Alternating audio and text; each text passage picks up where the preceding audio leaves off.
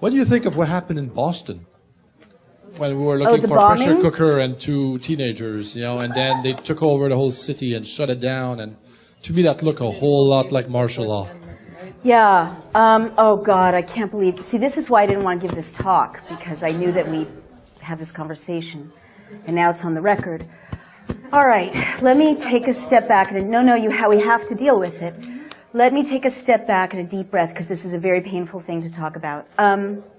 So all over the world, we know, it's well established, the State Department and intelligence agencies engage in theater, and it's what they do, it's spycraft, to create spectacles and events that people may not realize are spectacles and events, but that, well, like the overthrow of Mossadegh in the 50s in Iran. They'll funnel money to protesters, they'll, fly people in to infiltrate protesters, they'll create fake newspapers, and so on. So we know that this happens in countries around the world. I believe that a law has been passed in the United States, I think it's part of the Defense Authorization Act, I need to confirm this, that, now makes it legal to propagandize American citizens. Do we know about that? Yeah, it's true. And is it in the NDAA or is it in something else? Do we know? It's a separate bill. It's a separate bill. And it's been passed. It's now law? Do we know what 2 years ago. Do we know what the name of it is?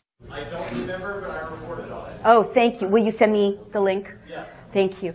So what this means is, and as a journalist to say these words, I can't tell you with what a heavy heart I say them, but we've entered an era in which it is not crazy to assess news events to see if they're real or not real.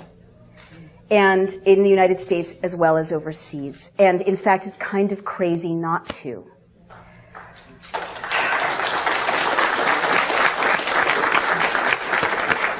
Now, there's so much hype about what I just said, and so I want to be very clear about it so it can't be taken out of context.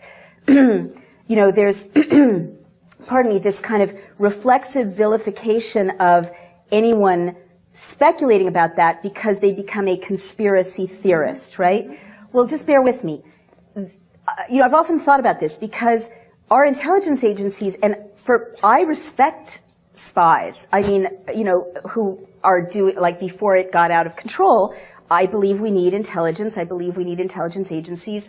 I don't think there's anything dishonorable about being in the intelligence services if you obey the Constitution and the law. But all over the world, our intelligence services are engaged in conspiring to create outcomes. That's their job. That's how they're successful.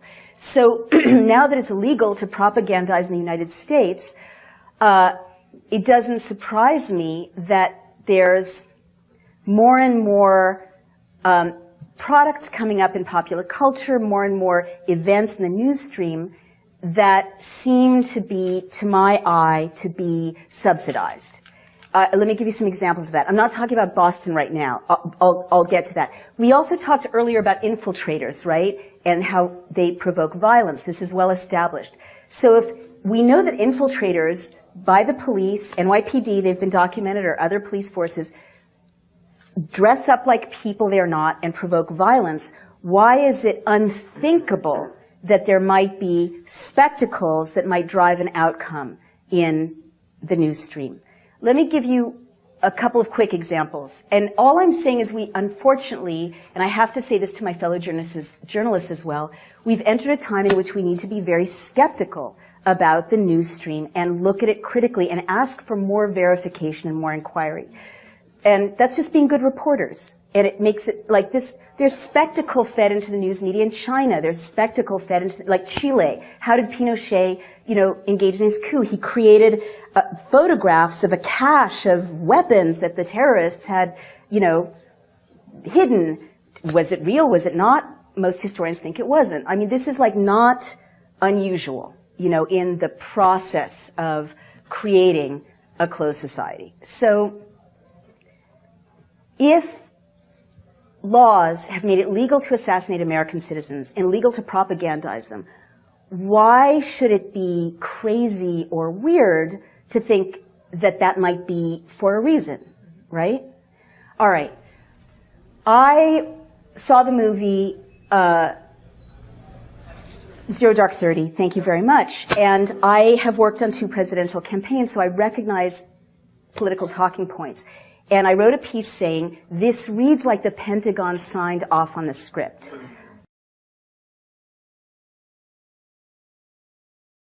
Because there were like chunks of political talking points identifiable to anyone who's worked in Washington, right? And you don't come up with those if you're a writer writing a screenplay. And everyone was very upset. It was very controversial and scandalous. But in fact, belatedly, a news story came out saying that in fact the Pentagon had, I think, subsidized some of it, but had certainly consulted directly on the script. And I see more and more TV shows about the CIA and more TV shows about spies and gigantic blockbusters in which surveillance is normalized and gigantic blockbusters in which people are tortured to get them to talk in a way that might exonerate people who actually tortured people to get them to talk in Guantanamo. And there's all this money being pumped into these unaccountable, terrorism fighting things. And now there's no law preventing that money from going through front organizations right into popular culture. So that's of interest to me. And so another thing I want to say, and there's so many people waiting to ask a question, but I just need to say this, is I'm skeptical of certain news events that seem more theatrical than the norm, or I want to ask questions about them. Because I was in CNN once recently, and they were reporting a story about a water skier who had been decapitated on a lake between Mexico and the United States, and it had something to do with a terrorism threat. Right? And I was like, decapitated water skier. Sometimes you hear these things and it's like so novelistic. You're like, real life doesn't work that way. Like these are so novelistic. Someone's coming up with it to make it stick in the popular imagination. Or it just makes you think, well, I'd like to document that. I'm a reporter. What's the source? And it kept being just this one guy, Judge Arpajo in Texas. I may be mispronouncing his name. He's a very, yes. He was the source, he was the source, he was the source.